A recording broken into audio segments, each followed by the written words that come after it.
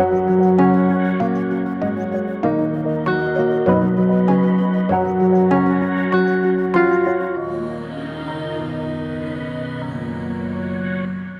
പേര് എമിൽ വർഗീസ്. ഞാൻ ചങ്ങനാശ്ശേരി പാറേപ്പള്ളിയിൽ നിന്ന് വരുന്നു. ഇതെൻ്റെ ഹസ്ബൻഡ് ലിൻഡോ ആൻ്റണി. ഞാൻ 6-7 വർഷമായിട്ട് ദുബായിൽ ഫാർമസിസ്റ്റായിട്ട് വർക്ക് ചെയ്യുമായിരുന്നു. ഞാൻ ഈ ജില്ലയിൽ ജനിച്ചു വളർന്ന ആളാണ്. പക്ഷേ കൃപാസനത്തെക്കുറിച്ച് അറിയുവാനായിട്ട് ഞാൻ ദുബായിൽ എത്തേണ്ടി വന്നു. ഞങ്ങളവിടെ വീക്ക്ലി ഷാർജ പള്ളിയിൽ വിശുദ്ധ കുർബാനയ്ക്ക് പോയിക്കൊണ്ടിരിക്കുന്നത്. ഒരു ദിവസം ഞങ്ങൾക്കൊരു പത്രം കിട്ടി. അപ്പോൾ തിരിച്ചു പോകുന്ന വഴിയിൽ ഞാൻ ഈ പത്രം കണ്ട് ഞെട്ടി. കൃപാസനം എന്ന് പറയുന്നത് ആലപ്പുഴ ജില്ലയിൽ അങ്ങനെ ഒരു പള്ളിയുണ്ട്. ഞാൻ അതിനെക്കുറിച്ചൊക്കെ വായിച്ചു. പിറ്റേ ദിവസം രാവിലെ മമ്മിയോട് ചോദിച്ചപ്പോഴത്തേക്കും മമ്മി ഇങ്ങനെ പള്ളീനെക്കുറിച്ച് കേട്ടിട്ടുണ്ട്, പക്ഷേ ഉടമ്പടിയെക്കുറിച്ച് മമ്മിക്ക് അതിനെക്കുറിച്ചൊന്നും അറിയത്തില്ലായിരുന്നു. പിന്നെ ഞങ്ങൾ വെബ്സൈറ്റിലൂടെയും ഓൺലൈനിലൂടെയൊക്കെ ഇതിനെക്കുറിച്ച് പഠിച്ചു, സാക്ഷ്യങ്ങൾ കേട്ടു. പക്ഷെ ഒരാഴ്ച എടുത്തു ഇതെന്താണ്, കൃപാസനം എന്താണ്, ഉടമ്പടി എന്താണെന്നൊക്കെ അറിയുവാനായിട്ട്. ആദ്യം ഞങ്ങളൊരു ലൈറ്റ് എ ക്യാൻഡിൽ പ്രെയർ ഇട്ടു. അതിനുശേഷം ഞങ്ങൾ ഫെബ്രുവരി 18, 2023 ഞങ്ങൾ ആദ്യമായിട്ട് ഓൺലൈൻ ഉടമ്പടി എടുത്തു. അത് പിന്നെ ഞങ്ങളുടെ ജീവിതത്തിൽ ഭയങ്കര ഒരു ആത്മീയമായ ഒരു മാറ്റങ്ങളാണ് കൊണ്ടുവന്നത്. ഞങ്ങൾ രാവിലെ 5:30 ഇവിടുത്തെ സമയത്തിൽ രാവിലെ എഴുന്നേറ്റ് പ്രതിഷ്ഠീകരണ പ്രാർത്ഥന ചൊല്ലി ആണ് ഞങ്ങളുടെ ഉടമ്പടി സ്റ്റാർട്ട് ചെയ്തത് തന്നെ. പിന്നെ ഞങ്ങൾ വിചാരിച്ചത് അവിടെ നമ്മൾ ഇങ്ങനെ ജോലിയിലൊക്കെ ചെല്ലുമ്പോഴത്തേക്കും നമ്മൾ കുടുംബ പ്രാർത്ഥനയൊക്കെ ഒന്നിച്ച് ചെല്ലുക എന്ന് പറയുന്നത് ഒരു പോസിബിളായിട്ടുള്ളൊരു കാര്യമല്ല എന്നാണ് നമ്മൾ വിചാരിച്ചിരുന്നത്. ഞങ്ങൾ രണ്ടുപേരും പല ഷിഫ്റ്റിൽ വർക്ക് ചെയ്യുന്നവരാണ്. അപ്പോഴത്തേക്കും പോകുന്ന വഴിയിൽ മെട്രോയിൽ അങ്ങനെയൊക്കെയാണ് കുടുംബ പ്രാർത്ഥനയൊക്കെ ചൊല്ലിക്കൊണ്ടിരുന്നത്. പക്ഷേ ഞങ്ങൾ ഉടമ്പടി എടുത്ത് ആ ദിവസം മുതൽ ഇപ്പം 12 മണിയാണെങ്കിൽ 12 മണി ആ സമയത്ത് ഞങ്ങൾ കുടുംബ പ്രാർത്ഥന ചൊല്ലി സന്ധ്യപ്രാർത്ഥന ചൊല്ലിയതിന് ശേഷമേ ഞങ്ങൾ ഉറങ്ങാറുള്ളൂ. പിന്നെ ഈ ഒരു മാസത്തിനുള്ളിൽ തന്നെ ലിൻഡോയും ഒരു ഓൺലൈൻ ഉടമ്പടി എടുത്തു. ഞങ്ങളുടെ ജീവിതത്തിൽ ഒത്തിരി ആത്മീയമായ മാറ്റങ്ങൾ വന്നു. ഈ സമയത്ത് എൻ്റെ ജോലിയിൽ കുറച്ച് പ്രശ്നങ്ങളുണ്ടായിരുന്നു. ഞാൻ വർക്ക് ചെയ്തിരുന്ന ഹോസ്പിറ്റലിൽ 2-3 മാസമായിട്ട് സാലറി ഒന്നും കിട്ടുന്നില്ല. അപ്പോൾ ഞാൻ വേറെ ജോലികൾ അന്വേഷിക്കുന്നു. പക്ഷേ എല്ലാ ഇൻ്റർവ്യൂകളും പാസ്സാകുന്നുണ്ട്. പക്ഷേ സാലറിയുടെ കേസിലോ ഓഫർ ലെറ്ററിൻ്റെ കേസിലോ ഒക്കെ വരുമ്പോൾ ഭയങ്കരമായിട്ട് ഡിലേ വരുന്നു. ഒരു അപ്ഗ്രഡേഷൻ ഒന്നും ഇല്ല. അപ്പോഴത്തേക്ക് ഞങ്ങൾ രണ്ടുപേരുടെ നന്നായിട്ട് കുമ്പസാരിച്ച് പ്രാർത്ഥിച്ച് ധ്യാനങ്ങൾ കൂടിയിട്ട് ഒരു തീരുമാനം എടുത്തു.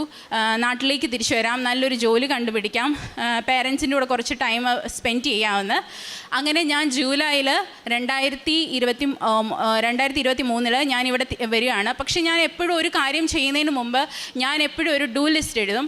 അപ്പം ഞാൻ അന്ന് ദുബായിൽ വെച്ചിട്ട് തന്നെ ഞാൻ എഴുതിയിരുന്നു, ഫസ്റ്റ് ഞാൻ ഇവിടെ വരുമ്പോഴത്തേക്കും തീർത്ഥാടന ഉടമ്പടി എടുക്കും എന്നാണ്. ഞാൻ വന്നു ആ ആഴ്ചയിൽ തന്നെ ഇവിടെ വന്ന് ജൂലൈ 17, 2023 ഞാൻ ആദ്യത്തെ തീർത്ഥാടന ഉടമ്പടി എടുത്തു. അത് അന്ന് തന്നെ മാതാവ് എന്നെ ശ്രദ്ധിച്ചു. കാരണം അത് ഞാൻ പറയാനായിട്ട്, ഞാൻ ഈ അൾത്താരയിൽ ഇവിടെ ഈ ഉടമ്പടി പത്രിക ഇടാനായിട്ട് ഈ അൾത്താരയിൽ നിൽക്കുമ്പോൾ ഞാൻ ഇവിടെ ഒരാളുടെ ഒരു ചേച്ചിയുടെ സാക്ഷ്യം കേൾക്കുകയാണ്, ഒരു ഒപ്റ്റോമെട്രിസ്റ്റിൻ്റെ. ആൾക്ക് വിസ കിട്ടിയതും ജോലി കിട്ടിയതും പിന്നീട് ലാസ്റ്റ് ഒരു MG യൂണിവേഴ്സിറ്റിയിൽ നിന്ന് ഒരു സർട്ടിഫിക്കറ്റ് കിട്ടുന്നതിനെക്കുറിച്ച് പറഞ്ഞു. അപ്പോൾ ഞാനത് കേട്ടപ്പോഴത്തേക്ക് ഓർത്തു, ഇത് തന്നെയാണല്ലോ എൻ്റെ സിറ്റുവേഷനും.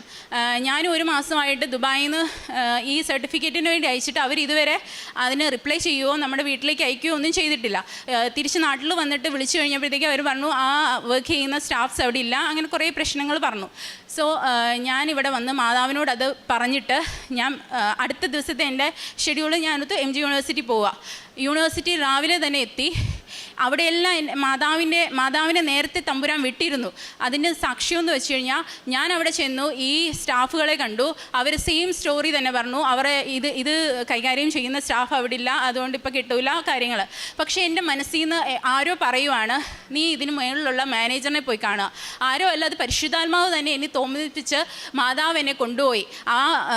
അങ്ങനെയൊന്നും നമുക്ക് മാനേജേഴ്സിനൊന്നും ഡയറക്റ്റ് പോയി കാണാനൊന്നും പറ്റത്തില്ല. പക്ഷേ എനിക്ക് അറിയത്തില്ല, അസിസ്റ്റൻറ്റ് രജിസ്റ്ററിൻ്റെ റൂമിലേക്ക് എന്നെ ആരോ കൊണ്ടുപോയി. അവിടെ ചെന്ന് ഒരു സൂസൻ മാം എന്നാണ് മാമിൻ്റെ പേര്. അവരെന്നെ അകത്തോട്ട് വെൽക്കം ചെയ്തു. ഞാൻ എൻ്റെ ഈ സിറ്റുവേഷൻ പറഞ്ഞു. അപ്പോൾ ആ മാം എന്നോട് പറയുവാണ്, മോളെ ഞാൻ ആ ഒപ്റ്റോമെട്രിസ്റ്റിൻ്റെ അതേ ഇഷ്യൂ ഇപ്പോൾ പരിഹരിച്ചിട്ട് ഇവിടെ വന്നിരിക്കുകയാണ്, നീയും അവിടെ ഉണ്ടായിരുന്നു. ഇന്നലെ ഞാൻ ഈ സമയത്ത് അൾത്താരയിൽ നിന്ന് ഇത് കേട്ടപ്പോൾ ആ സാക്ഷ്യം കേൾക്കാനിടയായി. കാരണം ഞാൻ വീട്ടിലിരുന്ന് വെറുതെ ഇരുന്നുകൊണ്ട് ക്രാഫ്റ്റ് വർക്ക് ചെയ്തുകൊണ്ടിരിക്കുമ്പം എൻ്റെ ഉള്ളിൽ തോന്നിപ്പിക്കുകയാണ് നീ മാതാവിനെ കാണാൻ പോകുന്ന കാര്യം. പെട്ടെന്ന് കാറെടുത്ത് ഇവിടെ അൾത്താരയിൽ വന്ന് കയറുമ്പം ഈ MG യൂണിവേഴ്സിറ്റിയുടെ കാര്യം കേൾക്കുവാണ് മാം. അപ്പോൾ മാം പറയും എൻ്റെ ഡിപ്പാർട്ട്മെൻറ്റിൽ ഇങ്ങനെ ഒരു ഇഷ്യൂ നടന്ന് അത് ഈ ഗ്ലോബലി എല്ലാവരും അറിയുവാണ്, സോ ഞാൻ അറിഞ്ഞിട്ടില്ല എന്ന് പറഞ്ഞു. അപ്പോൾ ആ രാവിലെ തന്നെ പുള്ളിക്കാരത്തി ഡ്യൂട്ടിക്ക് മുമ്പ് തന്നെ ആ പ്രശ്നം പരിഹരിച്ചു. പിന്നീട് എൻ്റെ പ്രശ്നം പറഞ്ഞപ്പോൾ ഞങ്ങൾ രണ്ടുപേരെയും മാതാവ് ഒന്നിപ്പിച്ചതാണ് ആ കാര്യത്തിൽ. രണ്ടുപേരും ഒരേ സ്ഥലത്താണ് ഒരേ കാര്യം അറിയുന്നത്. എൻ്റെ ഇതുവരെ ഡോക്യുമെൻറ്റ്സ് കിട്ടൂല എന്ന് പറഞ്ഞ കാര്യം ആ മാം തന്നെ ഡിപ്പാർട്ട്മെൻറ്റ്സുകളിൽ പോയി എന്നെ ആ റൂമിൽ തന്നെ ഇരുത്തി. ഒരു 12 മണിയായപ്പോൾ എല്ലാ ഡോക്യുമെൻറ്റ്സും എൻ്റെ കയ്യിൽ തന്നിട്ട് ഞാൻ ആദ്യത്തെ ഉടമ്പടി പത്രം കൊടുക്കുന്നത് ആ മാമിനാണ്. അവിടെ നിന്ന് എൻ്റെ ഉടമ്പടി മാതാവ് ഏറ്റെടുത്തു, തമ്പുരാൻ അത് സ്വീകരിച്ചു എന്ന് ഞാൻ ഉറപ്പിക്കുകയാണ്. പിന്നീട് ഞങ്ങൾ ക്യാപ്സ് എന്ന് പറഞ്ഞൊരു ഓസ്ട്രേലിയൻ ഫാർമസി രജിസ്ട്രേഷൻ എക്സാമാണ് ഞാൻ പഠിക്കാമെന്ന് ഞങ്ങൾ ഡിസൈഡ് ചെയ്തത്. അപ്പോൾ അതിനുവേണ്ടി ഞാൻ കുറേ ഏജൻസികളും കാര്യങ്ങളൊക്കെ വിളിച്ചപ്പോൾ ഭയങ്കര കോസ്റ്റ്ലി ആയതുകൊണ്ട് ഞാൻ ഓർത്തു എൻ്റെ കൂടെ ആരാ ഉള്ളത്, മാതാവാണ്, ഉടമ്പടി എടുത്തിട്ടുണ്ട്, ധൈര്യത്തോടു കൂടി സെൽഫ് സ്റ്റഡി ചെയ്യാമെന്ന് വിചാരിച്ചു. ആദ്യം കുറേ ബുദ്ധിമുട്ടി, പക്ഷേ ഞാൻ ഉടമ്പടിയിൽ മുന്നോട്ട് പോയി. എന്നും വിശുദ്ധ കുർബാനയ്ക്ക് പോകും, കുമ്പസാരിച്ചിരുന്നു, 2 ആഴ്ച കൂടുമ്പോൾ കുമ്പസാരിച്ചിരുന്നു. ആ ധൈര്യത്തിൽ എന്നും മീൻസ് ഞാൻ ഒരു ടൈം ടേബിൾ ഉണ്ടാക്കുമ്പം പ്രാർത്ഥന ചൊല്ലേണ്ടതും ബൈബിൾ വായിക്കേണ്ടതിനും എല്ലാം നമ്മൾ പഠിക്കുന്നതിൻ്റെ കൂടെ തന്നെ ആ ഒരു ലിസ്റ്റ് ഞാൻ എഴുതി വെച്ചിരുന്നു. ഈ 3 മാസം എങ്ങനെ പഠിക്കണമെന്നും എങ്ങനെ പ്രാർത്ഥിക്കണമെന്നും ഒക്കെ ഉള്ള ഒരു ലിസ്റ്റ് എൻ്റെ കയ്യിലുണ്ടായിരുന്നു. അത് പ്രകാരം ഞാൻ ഉടമ്പടിയിൽ ഒരു കുറവും കൊടുത്തില്ല. പക്ഷേ ഉടമ്പടിയിൽ എനിക്കത് കിട്ടണം ഇത് കിട്ടണമെന്നൊന്നുമല്ല. ഞാൻ ആ പഠിച്ചുകൊണ്ടിരിക്കുന്ന സമയം എൻ്റെ ഒരു 90 ദിവസത്തെ ആദ്യത്തെ ഉടമ്പടി കഴിഞ്ഞു. പക്ഷേ പിന്നീട് ഞാനിവിടെ വന്നു റിന്യൂ ചെയ്തപ്പം എൻ്റെ മനസ്സിൽ ഇതൊന്നുമല്ല. ഞാൻ നിത്യജീവനെക്കുറിച്ചോ അല്ലെങ്കിൽ ഞങ്ങളുടെ ആത്മീയമായ ജീവിതത്തെക്കുറിച്ചുള്ള ഒരു ചിന്ത മാത്രമാണ്. അതാണ് ഞങ്ങളുടെ നിയോഗം. ഞാൻ പിന്നീട് ഒരിക്കലും ഞങ്ങളുടെ കുടുംബത്തെക്കുറിച്ചുള്ള ഒരു നിയോഗത്തെക്കുറിച്ച് ഞങ്ങൾ അതിനകത്ത് എഴുതിയിട്ടില്ല. ഈ എക്സാമൊക്കെ ഇതിൻ്റെ കൂടെ അങ്ങ് പോകുന്നു എന്ന് മാത്രം. വേറൊരു വ്യക്തി എന്നോട് പ്രാർത്ഥിക്കാൻ പറഞ്ഞിട്ടുണ്ടെങ്കിൽ അത് മാത്രമാണ് എൻ്റെ നിയോഗമായിട്ട് ഞാൻ എഴുതാറുള്ളത്. അവസാനത്തെ 2-3 ലൈനുകൾ പോയിൻറ്റ്സുകൾ വെറുതെ വിടും. അത് തമ്പുരാൻ നമ്മളോട് പറഞ്ഞ ആർക്കെങ്കിലും മറന്നുപോയ ആർക്കെങ്കിലും വേണ്ടിയിട്ട്. അത് കഴിഞ്ഞപ്പോഴത്തേക്കും ഞങ്ങൾ ഈ എക്സാമിൻ്റെത് നവംബർ 21, 2023 എനിക്കൊരു ഡേറ്റ് കിട്ടുക. പിന്നീട് എനിക്ക് എല്ലാ ചൊവ്വാഴ്ചത്തെ ഉടമ്പടി ധ്യാനം ഞാൻ കൂടും. അത് കഴിയുമ്പോൾ എനിക്ക് എപ്പോഴും എന്തെങ്കിലും ഒരു അപ്ഡേറ്റ്സ് തമ്പുരാൻ തന്നുകൊണ്ടിരിക്കും. അപ്പോൾ ഈ എക്സാമും വന്നിരിക്കുന്നത് ഒരു ചൊവ്വാഴ്ചയാണ്, അത് ചെന്നൈയിലാണ്. അവിടെയും എൻ്റെ മാതാവിനെ നേരത്തെ തമ്പുരാൻ അയച്ചിട്ടുണ്ടായിരുന്നു. കാരണം ഞാൻ അവിടെ ചെന്ന് എക്സാമിന് മുമ്പ് കയറുന്ന നേരത്ത് ഞാൻ ഈ ആദ്യം പറഞ്ഞ അവിടെ വന്നിരിക്കുന്ന എല്ലാ ആപ്ലിക്കൻസും ഒരു ഏജൻസിയിൽ പഠിച്ച് വലിയ വലിയ ബുക്കുകളും ഉണ്ട്, എക്സാമിൻ്റെ കുറേ പേപ്പറുകൾ, ഇതെല്ലാം കൊണ്ടാണ് വന്നിരിക്കുന്നത്. ഞാൻ മാത്രം സെൽഫ് സ്റ്റഡി ചെയ്തിട്ട് ചെന്നാൽ അപ്പം തന്നെ എൻ്റെ കോൺഫിഡൻസ് പോയി. പക്ഷേ എൻ്റെ കയ്യിൽ ആ തൈലമുണ്ട്, ഉപ്പുണ്ട്, ഈ കാശിരൂപമുണ്ട്. ഇത് വെച്ച് ഞാൻ കയറി 2 എക്സാംസാണ്, പാർട്ട് എയും പാർട്ട് ബിയും. 5 മണിക്കൂറുണ്ട് എക്സാം. ഞാൻ ആദ്യത്തെ 2 മണിക്കൂറിൻ്റെ എക്സാം 1 മണിക്കൂർ കൊണ്ട് ഞാൻ എഴുതി കഴിഞ്ഞു. 5 മിനിറ്റത്തെ ബ്രേക്ക് മാത്രം എടുത്തതിന് ശേഷം അടുത്ത എക്സാം എഴുതി. അടുത്ത എക്സാം ഭയങ്കര ടഫാണ്. കാരണം അതിൽ 2 സബ്ജക്ട്സ് ഉണ്ട്. അതിൽ ഈ 2 സബ്ജക്ട്സിന് 50% വീതം നമുക്ക് കിട്ടണം, എങ്കിൽ മാത്രമേ നമ്മൾ എക്സാമിന് ജയിക്കത്തുള്ളൂ.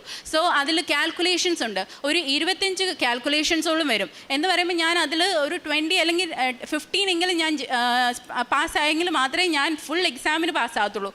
അപ്പം ഞാൻ 2ാമത്തെ ക്വസ്റ്റ്യൻ എഴുതുമ്പോഴത്തേക്കും ഫസ്റ്റ് കാൽക്കുലേഷൻ വന്നു. 1 മിനിറ്റ് ഒരു ക്വസ്റ്റ്യൻ. അപ്പം കാൽക്കുലേഷൻ ചെയ്ത് വരുമ്പോൾ നമുക്ക് കമ്പ്യൂട്ടറിൽ തന്നെയാണ് ചെയ്യുന്നത്, പക്ഷേ നമുക്ക് ടൈമൊന്നും കിട്ടത്തില്ല.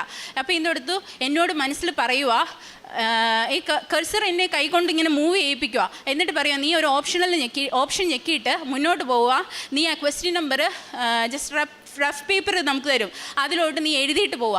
ഞാൻ അത് പ്രകാരം എഴുതി 3/4 മണിക്കൂർ എനിക്ക് സേവ് ചെയ്യാൻ പറ്റി. ആ 3/4 മണിക്കൂറിൽ ഈ 25 കാൽക്കുലേഷൻസ് ചെയ്യാനുള്ള ടൈം എനിക്ക് അവിടെ തമ്പുരാൻ തരുക.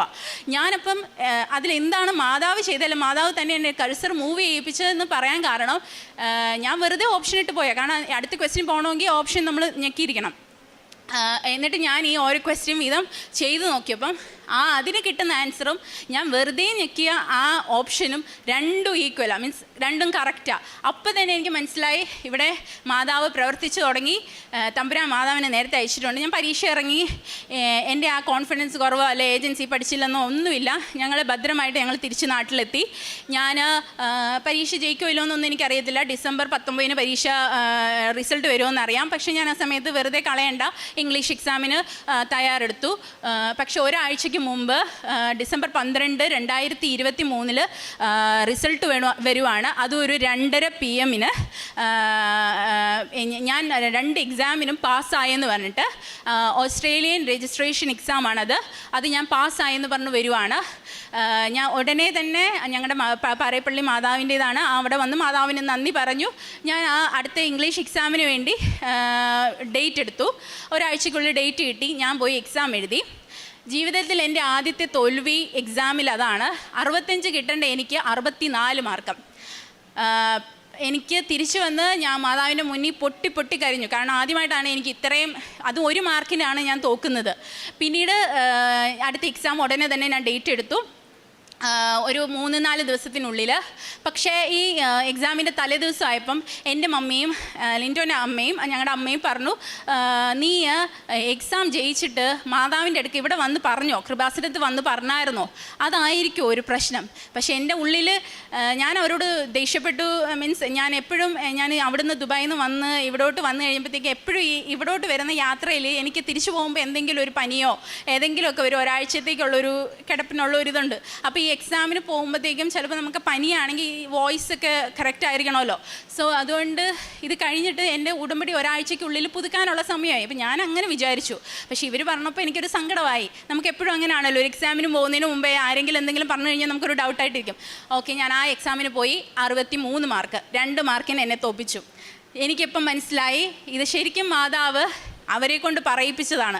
പിറ്റേ വന്നു ഉടനെ ഞാൻ കരഞ്ഞില്ല. വന്ന ഉടനെ തന്നെ ഡേറ്റ് എടുത്തു.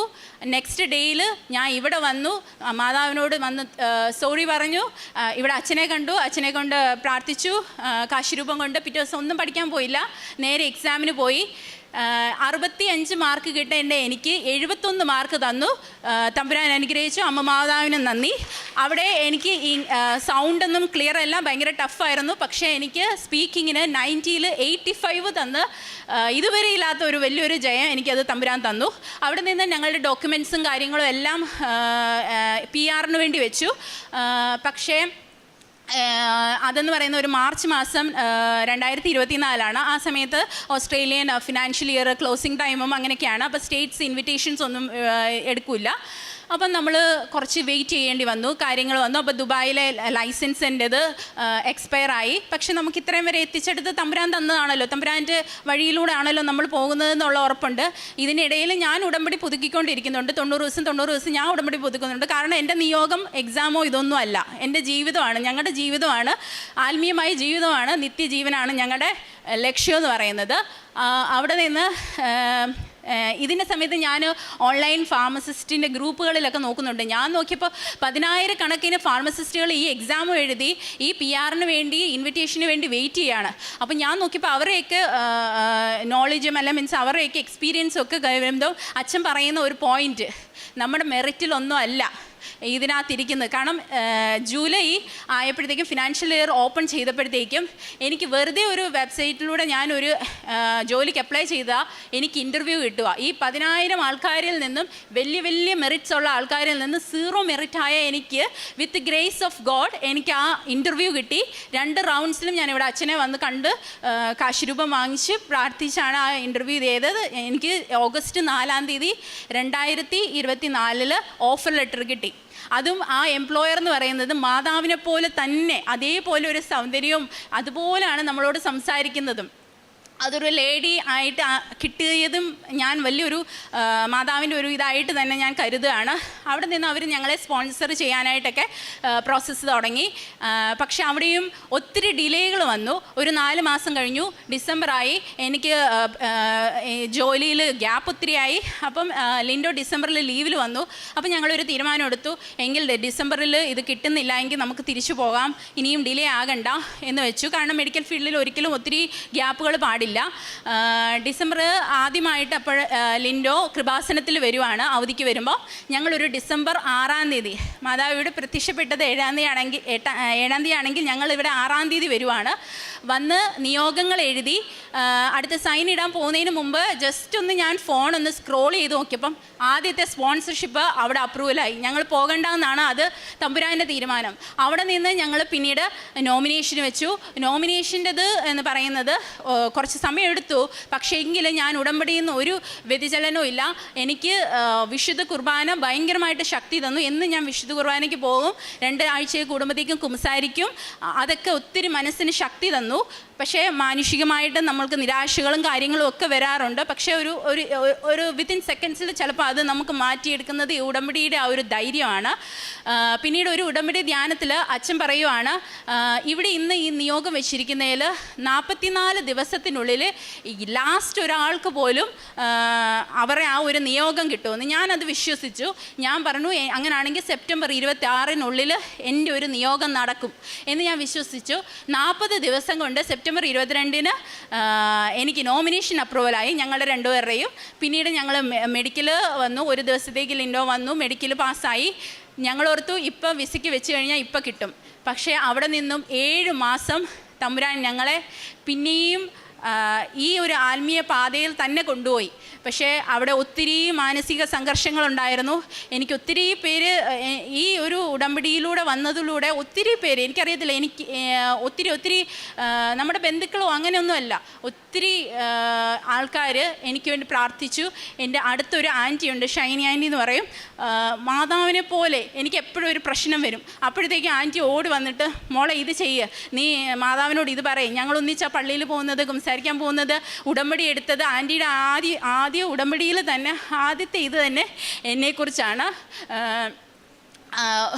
അപ്പം എല്ലാ കാര്യത്തിലും മാതാവ് പറയുന്ന പോലെ ആൻറ്റി വന്ന് പറയും. അപ്പം ഈ ലാസ്റ്റ് മെയ് ആയപ്പോഴത്തേക്കും ഞങ്ങളുടെ വിസ 7 മാസം ആവുകയാണ്. അപ്പം ഭയങ്കരമായിട്ട് മാനസികമായിട്ട് വിഷമമായി. കാരണം ഞാൻ എഴുതിയ എക്സാമുകൾ, നമ്മുടെ ഫിനാൻഷ്യലി നമ്മൾ പേ ചെയ്ത കാര്യങ്ങൾ എല്ലാം എക്സ്പയർ ആകാൻ പോയി. ഡിസംബർ ആകുമ്പോൾ എല്ലാം എക്സ്പയർ ആകുക.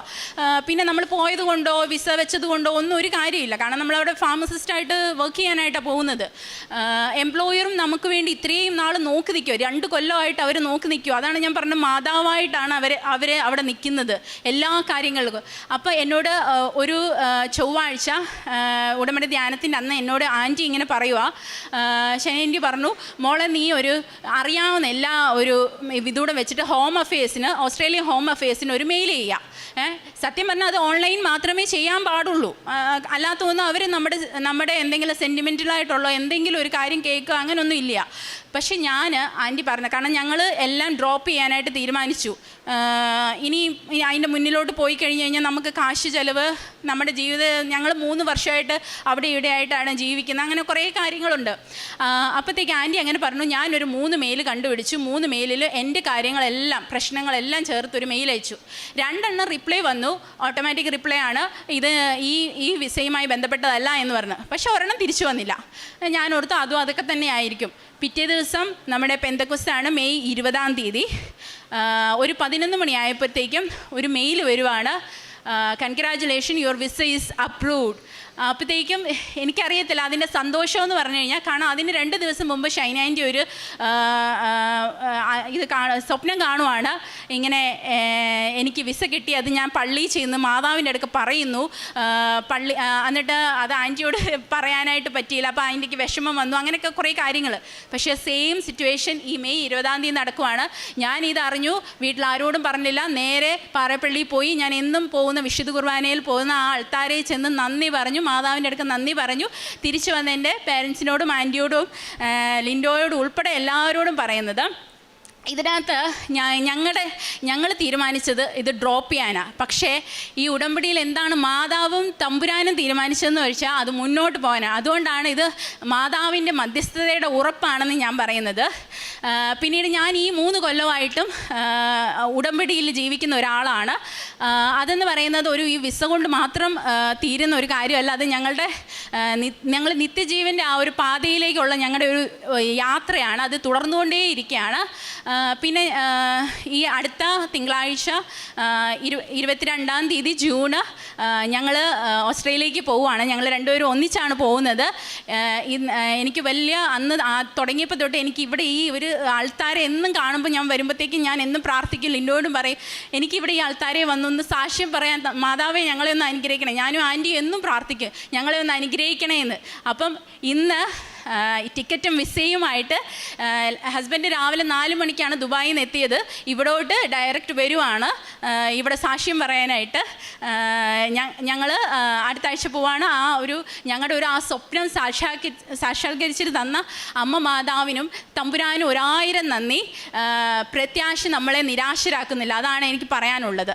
പിന്നെ കാരുണ്യ പ്രവൃത്തികൾ എന്ന് വെച്ച് കഴിഞ്ഞാൽ ഞങ്ങൾ ഇവിടെ പത്രങ്ങൾ വാങ്ങിച്ചിട്ട് ഞങ്ങൾ ഇവിടങ്ങളിലും അതായത് ഓട്ടോ ചേട്ടന്മാരെ അങ്ങനെ മതസ്ഥരായവർക്ക് എല്ലാവർക്കും കൊടുക്കും. പിന്നെ ലിൻഡോ പോകുമ്പോഴേ എപ്പോഴും ഷാർജ പള്ളിയിൽ, ദുബായിൽ പള്ളിയിൽ അങ്ങനെ ലിൻഡോയുടെ കൂടെ വർക്ക് ചെയ്യുന്നവർക്ക് അങ്ങനെയൊക്കെ ചെയ്യും.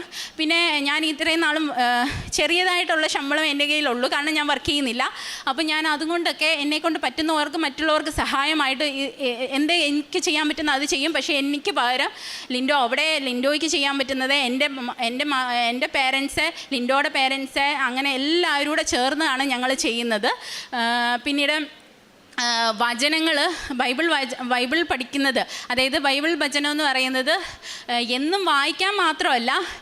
ഞാൻ പറഞ്ഞ ആൻറ്റി ഷൈനി ആൻറ്റി എന്ന് പറയുന്ന വചനം ഭയങ്കരമായിട്ട് പഠിക്കുന്ന ഒരാളാണ്.